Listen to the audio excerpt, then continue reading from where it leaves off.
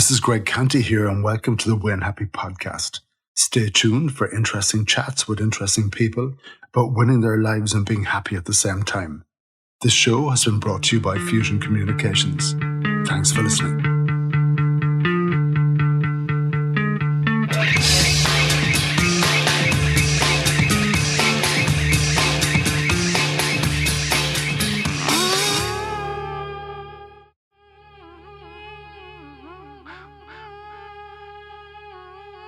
On today's podcast, I had the privilege of chatting to the down-to-earth, no-messing Dr. Paul Deane, a senior research fellow at UCC and someone who can be referred to as an architect for a cleaner future. Paul, who comes from a farming background, has a huge love and connection to our earth, and this led to a successful career with all things environmental. We spoke about the challenge of climate change, the difference that COVID and the war in Ukraine has made, and how he believes that capitalism might just save us in the end. Let's hear from Paul. Dr. Paul Deane, a huge welcome to the Win Happy podcast. How are you keeping? I'm good, Greg. I'm freezing cold, but I'm delighted and excited to be speaking to you. So hopefully the warmth of our conversation will keep me going. So to be very technical about it, I think the little chit chat we had before we hit record, is it official that you're freezing your nuts off in Clonakilty? Yeah, it's one of those beautiful days, isn't it? You know, it's the winter wonderland idea. I think the novelty of the snow that we had today, it kind of lasted about maybe 40 minutes, and the hardship of reality when the schools are closed and the kids were home and we couldn't leave the house has slowly sunk in. So I'm struggling with that reality at the moment. But look, it's one of those days, isn't it? But it's we'll survive. Yeah, and it's probably one of those times when we all do what we're not supposed to be doing from a climate point of view, turning on the things that are bad things to turn on and everything else. So for the listener, you're Dr. Paul Deane, you're the senior research fellow at UCC. I know in your bio, you think about the future, how we heat our homes, how we use our land, how we generate our electricity. And I know you've got a big background in the energy industry for the last 15, 20 years. Have I got that right? Have I kind of summed that up correctly? Yeah, that's pretty much it, Greg. You know, people often ask me, like, what's a senior research fellow? Because I suppose if you're familiar with the university structures, people know what a professor is. You might know what a lecturer is, but a research fellow is a little bit unusual. We have a wonderful privilege where we get to work in full-time research. So we think about all these wonderful problems, and not only the problems aspect, but also the solutions aspect. But I often think of a research fellow, it's like purgatory for academics. You're not good enough to be a full-time professor, but you're not bad enough to be fired either. So we're in that kind of middle space, but it's something I really enjoy. You know, it's something I'm very passionate about, something I'm very excited about. And I'm working up the road in UCC. And look, it's a very exciting time to be in UCC at the moment. It's a great university. It's a university that's going places with its climate agenda and with sustainability agenda. So it's a good time to be in this research space. And at the beginning of this year, I suppose I was doing a little bit of staring at the mirror and thinking about guests for the beginning of the year. And in my previous guest, I had Andrew G. Marshall, which is a big conversation about the key relationships you have in your life and getting all of that right. And I thought with you, Paul, it's a different relationship, that relationship we have with everything that's around us, our environment. And you obviously have that expertise in this area. But what I do with all of my guests is I try to give them a little bit of a picture as to what Paul did and his journey up until where you are now and where all of that interest started from. So I'm going to ask you a very simple question, but it invariably ends up coming back with a big story. So the question is, who the hell are you and where did you come from? Yeah, that's a lovely question, actually, Greg. Like that idea of having a relationship with a person, but also having a relationship with a place. And for me, I grew up in a small rural community down in Kerry, actually, just outside Tralee. I grew up on a farm, and I suppose growing up on a farm in Ireland, you become very passionate and very caring about the environment. But I was also very curious about the world, you know, and I suppose in many ways, Greg, research has allowed me to kind of marry those two passions that I have, the care for the environment and curiosity about how the world works. I grew up on a small farm in Kerry. wasn't anyway an outstanding scholar in school at all. I actually failed my leaving cert. I remember my poor old mother dragged me along to a career guidance counsellor when I was about 16 or 17. And the career guidance counsellor said, well, what do you want to be? And I said, well, I'd love to be a farmer. And he said, well, there's no money in farming. What else would you like to be? And I said, well, I'd love to be a theoretical physicist. And he said, well, your maths grades are terrible. So he said, have you got anything else? So we were kind of running out of options fairly quickly. So I'd have 2 goes at the leaving cert. I failed maths actually in the leaving cert. And I'm not sure if I can remember if I failed English or not. But that was a difficult time, really, I suppose, when I was going through it. But looking back on it now, it was a very good thing to do. Well, no, not a good thing to do, but it was a good thing that happened to me, Greg. And I suppose in many ways, it kind of laid a foundation for a lot of my scientific career. I was making the mistake between knowing something and understanding something. Knowing the answer to something is kind of useful, but it's not very handy. But if you understand something, that's very powerful. And I think when I think back to my days back in the CBS in Tralee, we had a very good maths teacher, but his whole technique was about remembering the answers to questions. And I remember the day I went in to sit down the leaving cert, and I just couldn't remember the answers to the questions that were in front of me. And when I failed my leaving, then I had another different school teacher, actually a maths teacher, who was actually a neighbour of mine, Tommy O'Donnell, a brilliant maths teacher. And because he was a neighbour, actually, he kind of took me under his wing and used to bring me down to his house every couple of weeks and get me to understand the problems. And Tommy had a great philosophy, is that you don't have to be a genius. If you're curious enough about problem solving, you break a problem down to small parts. And that's the thing I use. It's a good lesson in life, Greg. It's a good lesson in science. And I suppose that kind of laid the foundation in, I suppose, for the start of my academic career. So not failing your leaving cert is a really good way to start an academic career. and I learned that the hard way, I think. Yeah. And why did you fail? Was that you didn't have enough focus, or? Yeah, do you know what, Greg? To be honest, I was focused, but on all the wrong things.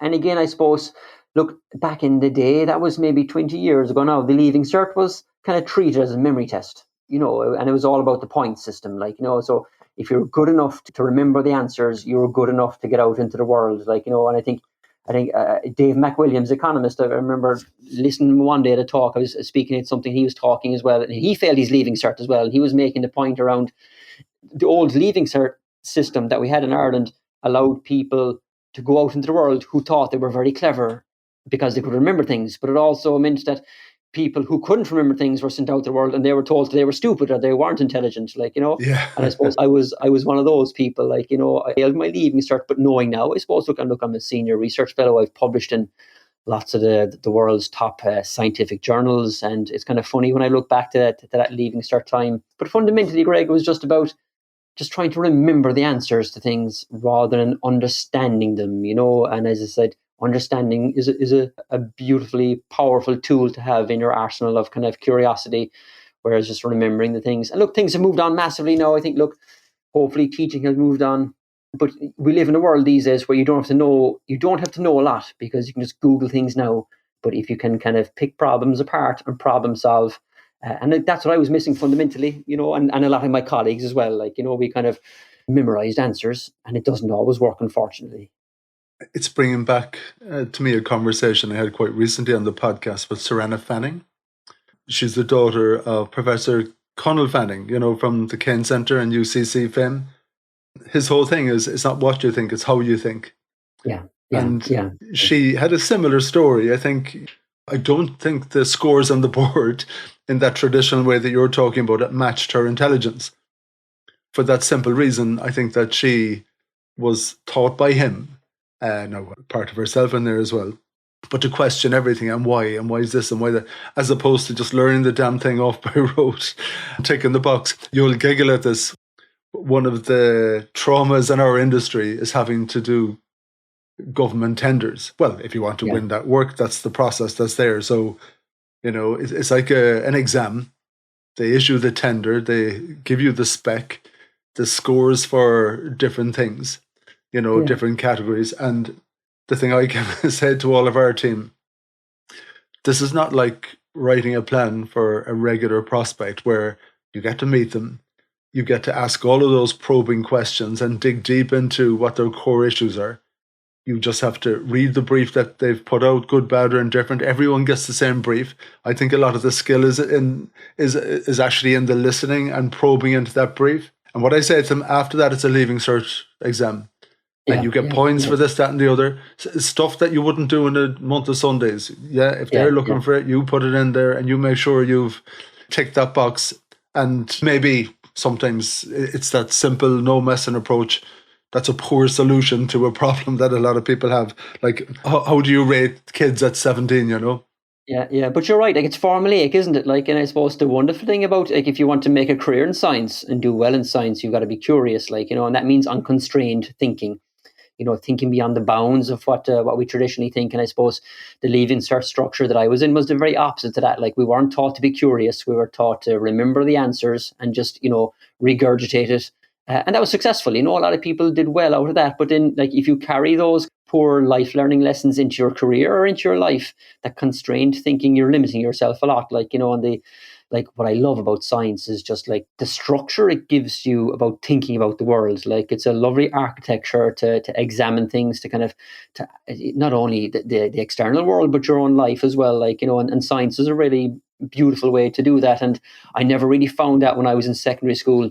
It was very much learning by rote. And look, in college as well, look, I went on to do engineering then in UCC, and it was kind of more of the same, if I was being honest with you. Like I suppose it was just remembering the answers, doing well on the exams, doing well on the points, and just kind of getting out of there as quickly as you could, and it's a pity. Thankfully those things have changed a lot, but to be curious about the world and to be kind of to have the unconstrained thinking, it's a very healthy thing, I think. And living on the farm, does that fuel that curiosity, Paul? Oh yeah, I love this. I think in Ireland we're so blessed.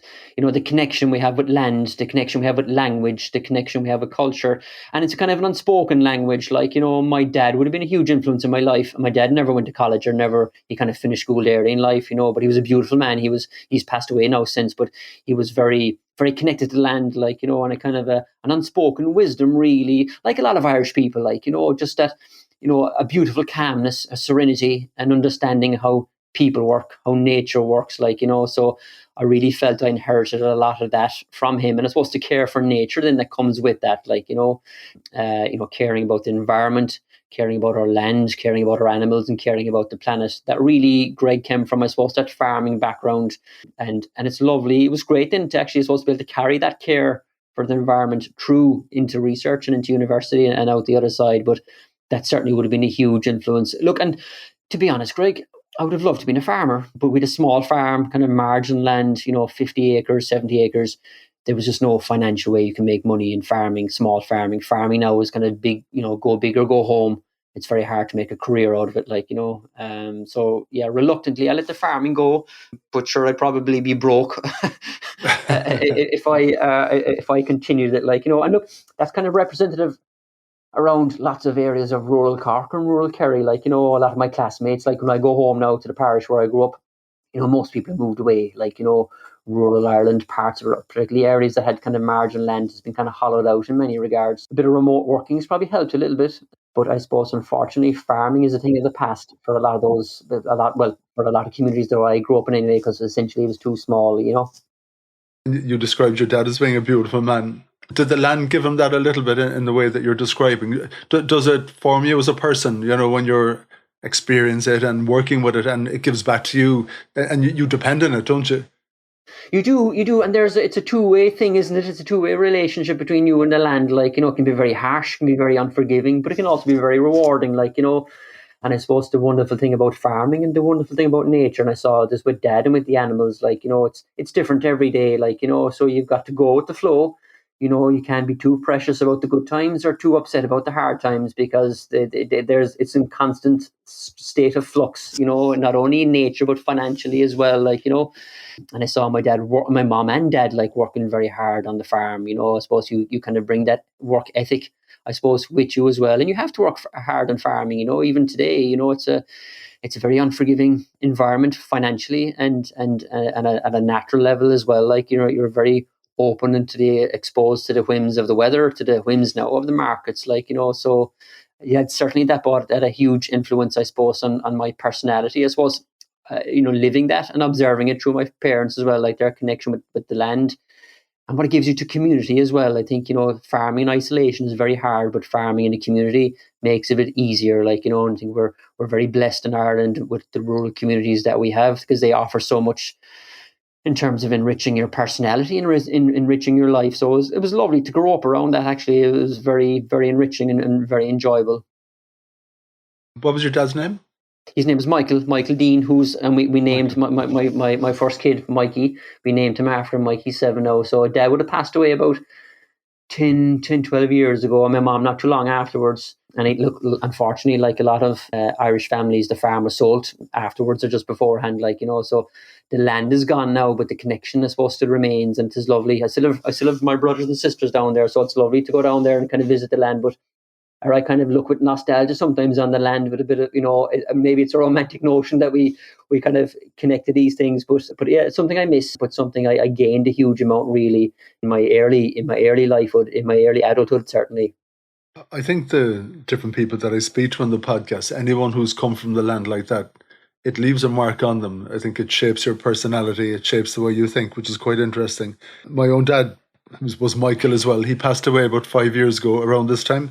So, yeah, and he too was a beautiful man. The conversations at the kitchen table growing up. Oh yeah, God! Look, sure. When you go up on a farm, it could be, farm and politics. I suppose farming and politics, like typical of many rural families. My father would have been a blue shirt through and through. Like, he was a huge. I suppose Michael Collins would have been a hero of his. Like, which was ironic now, because I live down in Clonakilty, not too far away from where Collins spent time. I used to always joke about my dad that if he could have been killed anywhere, if he had been knocked down outside Ballinablaw, he would have been the happiest man in the world. Like, he loved it, but. Yeah, politics and farming, really, two very volatile things in rural Ireland, two things that change a lot, But parents were even very involved, I suppose, in politics at a kind of, not at an official level, but I suppose at a canvassing level for local delegates around this. What they were very involved with the Fine Gael party. So they would have been the main conversations, really, and this was back in the day, back in the day in rural Ireland, when you'd sit down and have dinner at 6 o'clock, 6:30 in the evening, and you sit down with everyone, everyone would sit down, you kind of discuss your day, like, and what you did and what went well and what didn't went well. I suppose I'd often throw into the conversation about school, what I was doing and what I wasn't doing. I suppose the ironic thing about when I just going back to the previous conversation, the ironic thing about me failing my leaving cert is that I was convinced I did brilliantly. That's the kind of, it wasn't that I went in there and thought that I was going to fail it. Like, I'd sent in my CAO, I knew what I was going to do. So the confidence that I had was completely disproportional to the ability that I had to achieve it, So I always thought I was doing well at school. So I suppose the leaving cert was a real eye opener for me. Like, not only did I know I was not good at school, but now I had the piece of paper to prove it. And the young Paul, when he's sitting in the classroom and for whatever reason the teacher has totally and utterly lost your attention, where do you go in your head?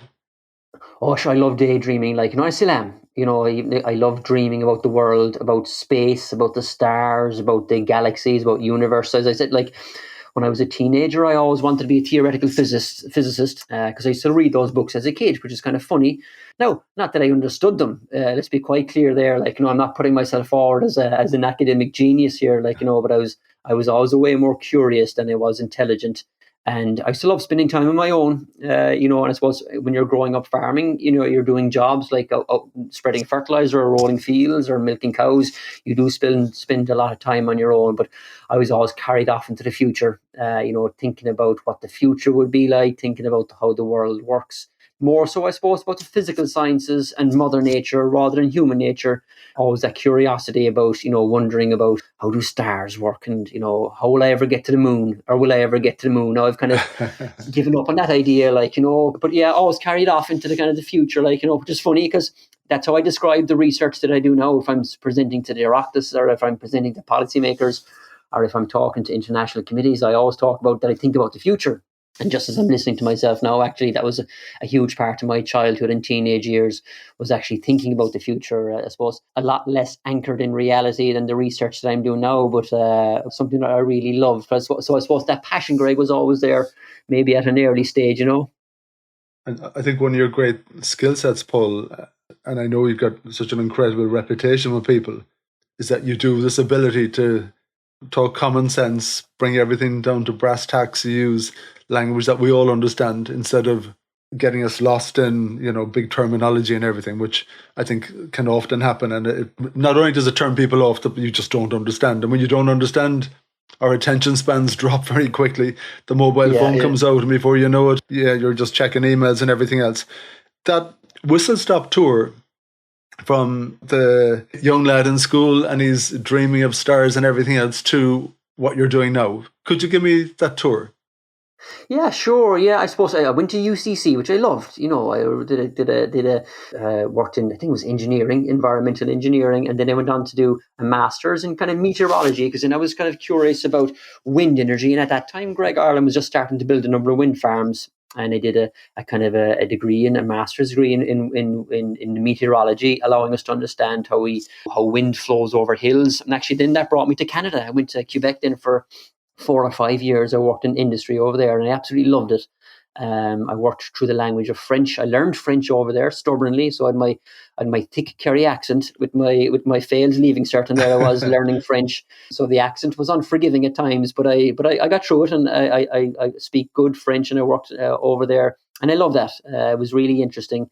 Doing great work over there, working for an energy company in promoting clean energy right across energy. I did a lot of work for the Canadian government, for the government of Ontario, for the government of Quebec. And then I came home and I did an unusual thing, Greg. Normally, when people go into academic research, you kind of come out, you finish your primary degree, and then you go in and you do your master's or PhD or whatever.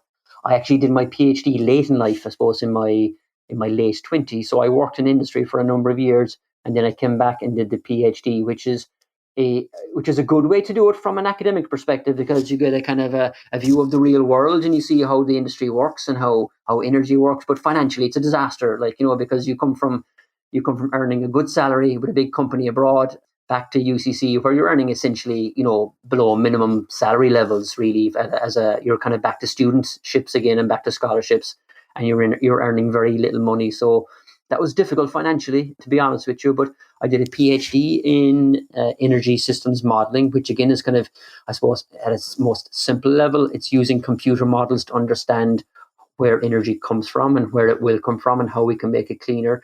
And I suppose that's the career I've stayed in ever since then, Greg. I suppose I finished my PhD about 10, 12 years ago and remained in UCC ever since, kind of moving up the research ladder. But lucky to stay in research, which I really enjoy. I do a little bit of lecturing, but really research is my main, I suppose, career path and my career focus at the moment. And really, it's just kind of looking at big problems like climate change and looking at big problems like Ireland's reliance on fossil fuels and trying to solve some of those problems. You mentioned something there, I think from a personal point of view, you were talking about money. Yeah, so look, money is very important, but I suppose the good news about the future is that there's a lot of money now to be made from doing the right thing, and not only from a sustainable way, but from an environmental way. And that's different. If I think back to over the last 40 or 50 years, Greg, there was no money in clean energy. There was no money in not polluting. It was always more profitable to pollute. It was always more profitable to do the unsustainable thing. And the world has changed. We live in an era now where it's cheaper to produce electricity from sunshine and from wind rather than producing it from coal and natural gas. Look, not everywhere in the world, but actually most places in the world. We live in Ireland now at the moment, where it's probably cheaper to own an electric car in the long run than own a diesel or petrol car. Now they're still very expensive. This is not kind of idealistic, naive kind of hopefulness here, But if you're driving an electric car this year, you're probably saving over €1,000 a year just on fuel costs alone. And look, there's a high resale value. And as well, look, we live in a world where if you live in a cozy house that doesn't have to burn things like coal or doesn't have to burn things like peat, you'll be a lot cozier and you'll actually save yourself a lot of money. So yes, look, in the past, money was a big problem. And you're right, there was a vested interest in making money. But the whole system was really shaped around profitability and pollution. And that's changed, particularly, I suppose, more so in the last 5 years. And very recently, then, Greg, in the last year with the terrible invasion of Ukraine, the appalling situation there has really exposed, I suppose, Ireland's reliance on fossil fuels. So in Ireland at the moment, and I might have mentioned this to you in the past, we're spending roughly about €1 million every hour in Ireland, importing natural gas and importing oil into this country. At the same time, when we're a country that's so rich in natural resources, our sunshine, our land, and our wind, that's been an eye opener. So the cost of that reliance that we have on fossil fuels in Ireland is the price that we're all paying now for heating our homes and driving our cars. And Ireland is one of the most fossil fuel reliant countries in Europe. So look, yes, money was a part of the problem. And thankfully now, I think it'll be part of the solution. So I suppose I'm hopeful that maybe, ironically, maybe capitalism will save us, but it would certainly help us along the way, you know. One of the thoughts I had around COVID, and while it was such a negative time and people were getting very sick, and sadly a lot of people passing through the illness or through the disease, I was surprised there wasn't a bigger deal made of that break the environment was getting.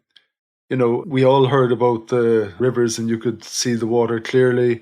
We heard about the streets where suddenly animals were appearing and all that kind of thing.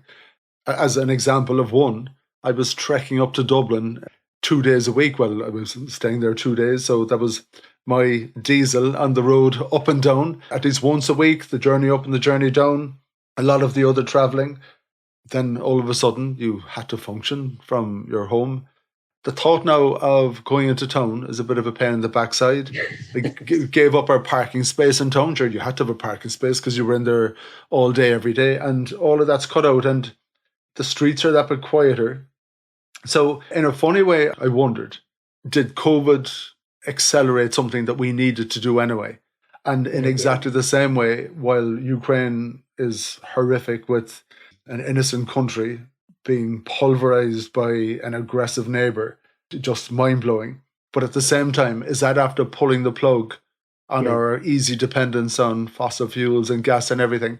And is it forcing us to accelerate good behavior? That's a good point, Greg, isn't it? You know, and yeah, and like coming back to COVID, as horrible and as difficult as it was, but it gave people a time to experiment with different things, like remote working.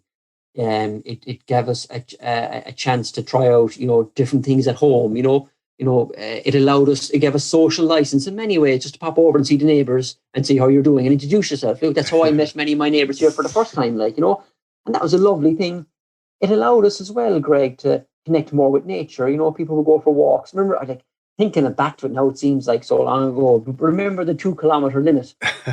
Like people explored their own 2 kilometre areas and they connected with parks and ponds and wildlife. And that's a good thing because we know actually from a lot of environmental research that the more you connect with nature, the more you care about the planet, the more we care about people, the more we care about each other. We develop a lot of empathy by spending time in nature. And I think COVID gave us that freedom. It gave us that time to do that. And it normalized it as well. Like, you know, you weren't kind of the weird person going off into the woods on your own and kind of looking at the trees. Like, you know, a lot of people were doing it and that was lovely. So it gave us a space to try things that were different, that were new. And thankfully, a lot of us were very lucky who could do those things. If you were fit, healthy and well, you could carry those things and carry those habits on into later life. And yes, you're right, like in the same way, Ukraine, as horrible and as devastating and as evil as it is, because at its core it is that there is a lot of evil there.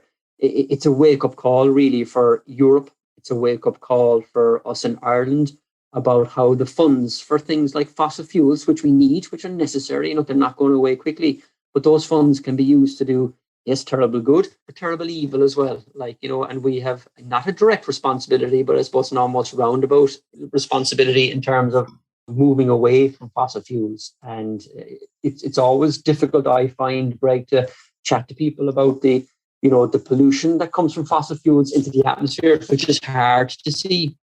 But the terrible violence that comes from the funds from fossil fuels that we're seeing with Ukraine, that's something that we're all seeing, and we can all make that connection. And again, it comes back to that idea of empathy. So Ukraine has been a wake-up call for Europe, for us in Ireland. And hopefully, as bad as it is, hopefully a lot of good will come out of it. Now, but we do need to manage our expectations. Ireland isn't going to move away from fossil fuels in the morning. It's going to take 2 or 3 decades. But hopefully, Greg, we will start that journey and continue it, which is important. And as a professional working in this area, are you seeing a difference? Are you seeing a change? Obviously, because of the climate crisis, but also because of COVID and Ukraine. Are there tangible things happening, you know, as a Joe Soap looking at everything and getting a bit despondent? Are you seeing changes where that there weren't changes before? Yeah, I am, Greg. And you know what the great thing is? You're seeing people, like I go to a lot of environmental conferences and environmental talks and climate talks, and you see the same people over and over again. But now when I walk around my town here in Clonakilty, I see my neighbours who mightn't have, with the greatest level of respect, who mightn't have any care in the world about climate science or climate change.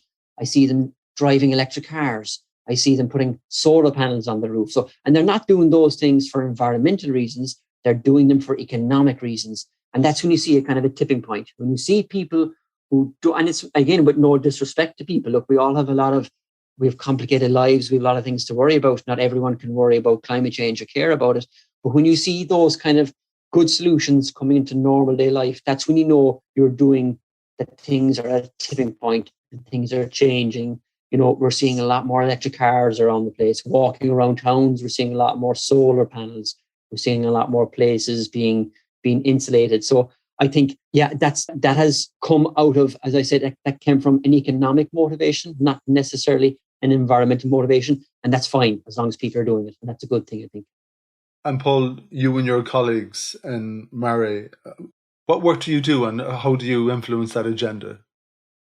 Yeah. So what we try and do is we try and understand our choices for the future to try and make our country a bit cleaner, particularly around the role of fossil fuels. So how can we move away from fossil fuels and the pollution that goes up into the atmosphere? The terrible thing about fossil fuels is that the pollution that it releases into the atmosphere is something that we don't see. We typically see, but unfortunately, when it goes up into the atmosphere, it traps a lot of heat, and that changes our weather and changes our climate.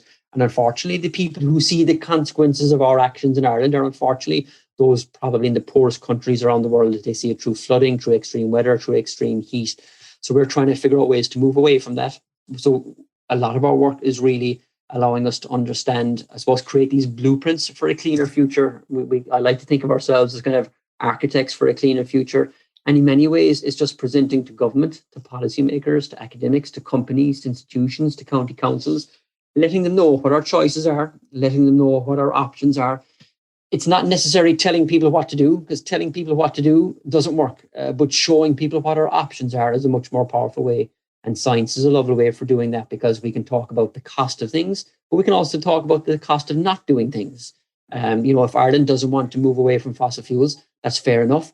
But there's a social cost, there is an ethical cost, and there's an environmental cost and a financial cost. So we put a lot of numbers with narratives. We all know the narrative about climate change, but what are the numbers that go with it in terms of people, in terms of finances? And we use our climate science really to kind of put facts with those ideas and present it to the public, present it to politicians. We do a lot of work with the Irish government, a lot of technical assistance in terms of understanding these options and these choices. And we do it through either producing long reports, which unfortunately very few people read, but we do a lot of engagement with the media and outreach as well in terms of making our research hopefully a little bit more digestible and a little bit more readable and a little bit more useful. I get a sense from you, Paul, that you're positive about all of this. At times, does it feel like bashing your head against the wall? It has, but it does indeed. And I'm positive, but more importantly, what's more important than being positive is to be determined. If you're determined and if you're resolute, the bashing your head against the wall comes in as part of the day job. It doesn't become frustrating. It just becomes part of the process. And again, look, not everybody, it's not everybody has the bandwidth to care about these things or even to think about these things. It's very important to acknowledge that everybody lives a life that's important with lots of different cares, and everyone's attention is pulled in many ways. We have a healthcare system in Ireland that's failing us. We've a political system that needs a lot of support and questioning sometimes. We have loved ones, we have kids, we have schools. So I don't try and do the guilt game. I think that doesn't work and it's not helpful. I think we have to acknowledge that there's the world that I wished we all lived in, but then there's the world that we all live in, and the two are very different. So I don't get too frustrated about it. It's part and parcel of the work. I try and become more determined. And again, if people are kind of fed up with the climate agenda and fed up hearing about the energy stuff, that's a failure on us as scientists to make it relevant, to make it useful, and to make it meaningful. So I just see it in many ways that we need to up our game within the academic institutions and within the scientific institutions, rather than just expecting people to kind of give us their ear and make changes. It doesn't work that way. There was a certain organization called Irish Water that tried to implement a particular initiative to the Joe Soaps in Ireland about our consumption of water, and it went down like a lead balloon. Yeah, So yeah. communications is so important. What do you think the trick is in motivating Joe Soap like myself, just busy getting on with your own stuff, living in the city, a bit doom and gloom, and it's hard to see the wood from the trees Yeah. a lot of the time. But what's the trick from your point of view, and what should I be doing to, I can't just be waiting on you to convince me. What do I need to do myself to get with the program as well? Yeah, well, I suppose often the trick, Greg, is knowing what doesn't work. And what does not work is trying to make people feel guilty, trying to, force people into doing something. That doesn't work, And I suppose in many ways, even though, I'm a climate scientist and I think of myself as a climate activist, I'm often very disappointed, I suppose, with a lot of the techniques that we try within climate science, like this kind of guilt, this sensationalizing. That works. If that works, we wouldn't have climate change as a problem. It would have worked already. Like we've been trying that for the last 30 years, and it's not to discredit the role of many climate activists, but if that message works for you, then you're already on board. So we must get our message out there to people who don't have the time or who mightn't care or who mightn't be on board. And really, we have to try lots of different things. I find the financial route works a lot. Whatever about the environment, we all care about money. I do anyway, from my own perspective, and we all want to save a few bucks, whatever about saving the planet. And that's very important, and the way we communicate is very important as well. Guilting people or shaming people doesn't work. I often find that good science communication, the trick is to try and to make the listener feel intelligent rather than the talker look intelligent. And within academic circles, we're trained in many ways to speak in a highfalutin language with lots of jargon because we speak to other academics and we like to think of ourselves as being intelligent and as being academic and being wonderful. But that doesn't work. That works within the academic institutions, which are a small, tiny subsection of real life. So good communication is about listening to the person you're talking to, as strange as that sounds, and trying to frame it in such a way that they feel empowered, that they feel they come away with some bit of information that they can take back to their own lives. And that's really what I try and do, that role of that. If you're reading a piece of my research, either on a news website or in the papers, if you feel a little bit more empowered and intelligent afterwards, I've done my job. The trick isn't to come away and thinking, geez, that guy is so intelligent, he's fantastic. Then you failed. So I think packaging messaging in a way that's relatable, that's useful, that's meaningful, that's tangible is very, very relevant. And often breaking things down to monetary terms, Greg, I find that works a lot. I was chatting to you earlier about electric cars.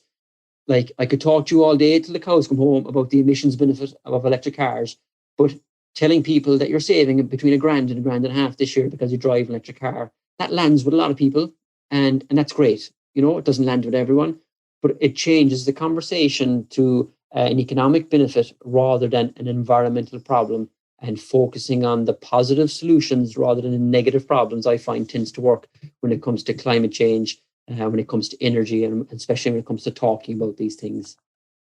It's funny, that conversation about communications, because part of the suite of services that we offer is social media training for our clients, and we run training for groups and everything. So we come up against a big cross section of clients in different types, all sorts. Anyone promoting a retail outlet to, people in academia who theoretically could be using LinkedIn and everything else to kind of publish articles. And I'd nearly say, probably a generalization, but I don't even think it is. I've seen enough of it, that the more intelligent people get, the more they're less likely to waste stupid time publishing anything on LinkedIn and interacting and writing articles there and sharing your expertise and your knowledge and your passion for that thing. It's like, don't be so stupid. I'm above that. And that's actually part of the problem, isn't it? Yeah, and you know what? It's just as you were speaking there, Greg. Like I have the huge advantage, and I've said this before, and people often find it self-deprecating, or I'm kind of doing it to kind of, that kind of carry wit, where you kind of try and disarm someone by trying to show them you're not smart or intelligent. But a huge advantage I have in communication is that I'm not very intelligent, and look, I have the leaving cert to prove it. and I don't mean that in a kind of a negative way, but because I came from failing my leaving cert, and I came from that way where I always struggled with mathematics and I struggled with understanding things that my friends didn't.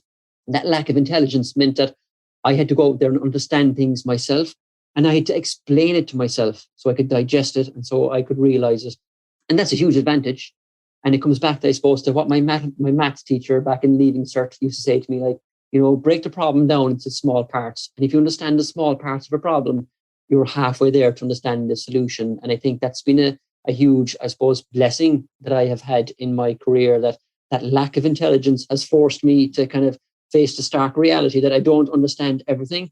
And I have to reason things out myself. And I'm my own best audience in many ways. If I can understand something, I'm pretty sure anybody else can understand it, So I bounce a lot of my ideas off myself, first of all. And if I get it, I know I'm onto something. And if I don't get it, I keep on kind of hammering away at it until something works. But you're right. And it kind of comes back to the kind of the seed of the conversation that we had at the beginning as well. That difference between knowing something and understanding something. Understanding is powerful, and again, when you read those articles that I write, if anyone kind of feels a bit more intelligent afterwards, that's because you've understood something. And we all like to feel a bit smarter at the end of our day, be it that we understand a little bit about the world or about sport or about the way money works.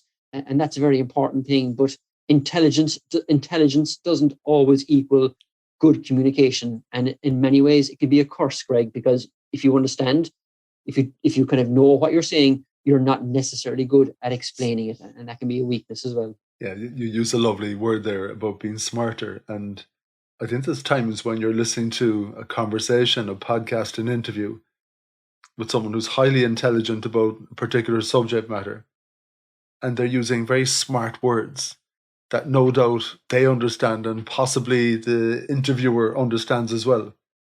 But Joe Public listening to it does not understand those words. And I'm nearly shouting at the radio or the phone saying, why can't you just use the simple words? Because if you were smart, you'd realize the agenda is to share that news with people, not confuse them, Yeah. And actually, Joe, I was listening to a piece yesterday on the radio. I can't remember what it was, but I had that same thought, actually. There was a researcher on talking about her research, and it sounded wonderful. But there's a word I just didn't get, and I didn't understand it. And I said, geez, that's a real pity. And in many ways, Greg, that comes from academia, because academics spend most of their time talking to other academics. And that's a real pity. Now, you have to do that anyway, because that comes with part of the job. But as academics, and as scientists, we don't spend enough time talking to people who are non-scientists. And if we did that a lot more, we realize that, sure, they don't have a clue what we're saying half the time, and then we'd work on those words. And in many ways, it's not changing what you say, it's just changing the way you say it. Yeah. And I think, thankfully, up in UCC, we're forced, kicking and screaming in many regards, now to go out and talk to the public and to listen to the public as well. It's not just about telling people your ideas and expecting them to think that you're wonderful, but allowing a lot of time for listening. Because when you listen to what people have to say, when you listen to their questions, and really a good communicator spends probably more time listening than talking. Listening to questions allows you to understand, I suppose, where the weaknesses are in your language, where the curiosities are in the public. So by being a good listener, you become a good speaker and a good communicator. And I think that's something we don't do enough across academia, unfortunately. Yeah, we were doing a podcast for a client in the medical community. And this particular doctor was on, and he was explaining something very, very technical. But he used a very simple analogy about a cork and a wine bottle. And if it's come from the wine bottle, it'll fit into it again, more or less. Yeah. But if it didn't, there's a good chance it won't fit in. And it was a very simple analogy that it opened the conversation for the listener to actually understand that point that he was making. And maybe that's where the smartness comes. Paul, for the listener, where can they keep tabs with you? Where can they follow you? Where can they read some of your pieces? Yeah, well, again, I'm slightly unusual in that regard as well, Greg, that I'm not on wider social media. So I'm not on Twitter or I'm not on Facebook, but I'm on, I suppose, what I would consider professional media, such as LinkedIn. So if you Google my name, LinkedIn, I'll pop up. I think I'm on LinkedIn, Thinking Energy. And again, what I do there, Greg, is I post kind of bite-sized nuggets of information, mainly around energy, about science, about the world of climate, that are usually easily digestible. It's kind of aimed mainly at professionals, I suppose, and politicians in the policy space. But if you're curious about the world around you and curious about energy, there'll be stuff there. And then look, I suppose I do a lot of interactions. I do a lot of writing for RTE. I do a lot of radio. I kind of pop up here and there. I do a lot of writing for the contributions, I suppose, to the Examiner here in Cork as well. So, but I'm unusual in then that I'm not on any kind of formal kind of social media, and that's because I'm not a big fan of social media myself. I'm probably too soft for it, not hard skinned enough for it. But LinkedIn and different news sites, I often pop up. Yeah, get your reservations about it, At the same time, I think the listener and an audience will benefit from your straightforward approach around some of these things, and that reasonable voice, I think, would work very well. So you're on the Win Happy podcast, Paul. So I've got a few last questions for you, if that's okay. What's happiness to you? Happiness is a strange one, isn't it? I much prefer to be, and see, I knew you were going to ask this question, so I've had time to reflect on it and to come up with what sounds like a smart answer, but it's actually something really that I suppose I've learned in many ways the hard way. In many ways, I suppose what I've seen in my own life is that happiness tends to be overrated, and I much prefer to be content. And to be content with life and its resilience, it's being resolute about things. I suppose one of the main reasons why I'm not actually on social media, and it's a longer story, but I suffer from tinnitus for the last 20 years, and tinnitus is a kind of just for people who don't understand it, it's a loud ringing in your ear, and it can be quite annoying, and it can be quite frustrating and uncomfortable at times, and so I tend to, what works well to keep that tinnitus under control is leading a very simple life with a very simple lifestyle. I don't get too excited, or I don't get too upset about things. So being content, and for me, contentment is really about your ability to deal with situations as they come up, either good or bad. And I suppose that's a good lesson and a very vital lesson that I've learned throughout my career and throughout my life. And if there's a bit of happiness thrown in, well and good. But if there isn't, I suppose happiness is only one flavor of the meal that we eat in life. If there's sadness or disappointment or frustration, I can deal with that as well as it pops up. Maybe we could all do it with a bit more of that condition, just to help us all tone it down and learn what keeps us quiet and everything else. That sounds like a life hack. And winning, I give a simple analogy of, that feeling when you've hit the ball in the back of the net and that feeling of elation. Do you have goals? What does winning look like for you? Yeah, it's funny, Greg. Like my goals, I suppose, have changed often throughout my life and throughout my career. Either they would be professionally orientated, but I suppose I'm at the stage in life at the moment now, Greg, where they're kind of motivated around my personal life. I've two small kids who are the center of gravity to my world. I'm an incredibly supportive partner and their mother, and they're everything to me. They are my everything. They're 3 and 6 years old, or 3 and 7 now at the moment, and they're probably the most. Everyone who's older than me and everyone who has gone before me has taught me that these are the most precious times in their lives and in my life, and I've certainly taken that on board. So my goal and my priorities at the moment now are my kids, making sure that they are happy, making sure that they are resourced going out into the world, making sure that they have fun. I think I had a wonderful, fun childhood. I had great parents, and I'd love them to have that as well as they growing up in this world. I love the way you described that, them being your center of gravity. I think that's quite beautiful, And with that approach towards rearing them, I think they're guaranteed to have a happy childhood. It sounds fantastic. I'd also wish that they slept more. We were two chronic bad sleepers, so they're my center of gravity, yes, but they're also my black hole for sleep as well, but they're wonderful, they're everything. And I suppose that's something I certainly brought on from my own childhood and my own parents. So work and science, everything is secondary, really. They're kind of front and center at the moment, and and I'm very blessed and to have them in my life. Yeah, our goalposts keep on shifting as time goes on, doesn't it? It does indeed. Yeah. That's what makes the best. That's what makes the best footballers, I think. Yeah. And the last whopper of a question I have for you is: what was your best day ever? Oh, that's a lovely one now, actually. I suppose in many ways, again, as you move through life, your definition of the best days ever kind of change. And they used to be, I suppose, kind of the big things in my life, the graduation or the promotion or whatever. But as I've got older, I suppose I've seen now that the best days are the ones that are often the most simplest, the ones that are that you kind of know plaques will be mentioned or no kind of statues will be built to. The days I love at the moment are simple days with my kids, hanging out here in Clonakilty, down in Chidani in the beach. Simple days that are memorable for many reasons, but it just comes back to those points where knowing how special and privileged children are, and how special and privileged it is to have health and to enjoy those things. So in many ways, I feel I'm living many of my best days ever at the moment with the kids. And that may sound kind of naive and maybe ultra unrealistic, but simple days, just hanging out in the house. I think we live in a beautiful country. I live in a beautiful part of the world.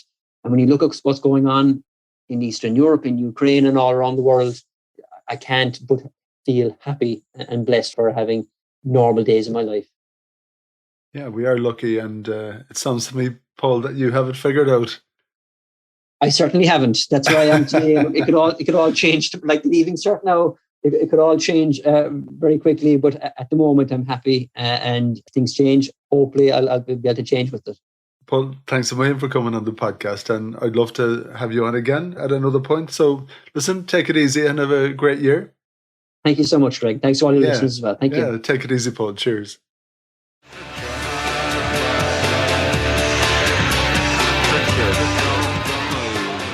Thank you for listening to the Win Happy podcast, which has been brought to you by Fusion Communications. If you'd like to get in touch, feel free to send me an email at greg@fusion.ie. So until next time, take it easy.